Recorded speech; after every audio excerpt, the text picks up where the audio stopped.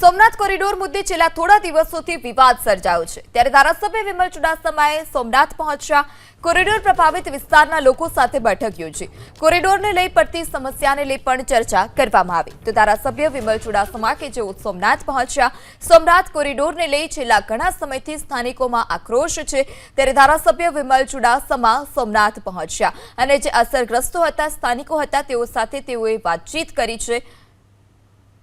અને કોરિડોરને લઈ પડતી સમસ્યાને લઈ પણ ચર્ચા કરવામાં આવી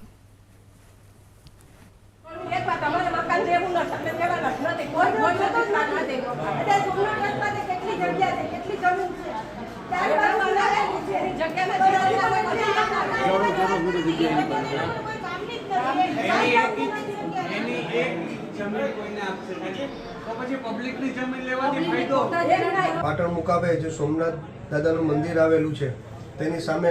રહેતા અને આવેલી હોટલો છે એમને તંત્ર દ્વારા કહેવામાં આવ્યું કે આ જે જગ્યાઓ છે ત્યાં કોરિડોર મંજૂર થયું છે એટલે ફેઝ 1 અને ફેઝ 2માં આને વાતચીત માટે મોકલવામાં આવેલા અને એ દરમિયાન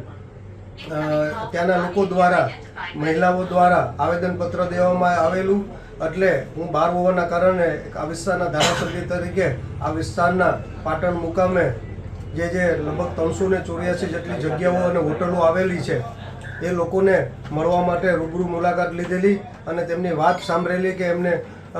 શું પ્રશ્નો છે અને આ પ્રશ્નો સાંભળી અને તંત્ર સુધી વાત કરી અને તંત્ર સાથે વાત કરીને સાથે બેસાડી અને એનો સોલ્યુશન આવે એવો પ્રયત્ન કરીશ।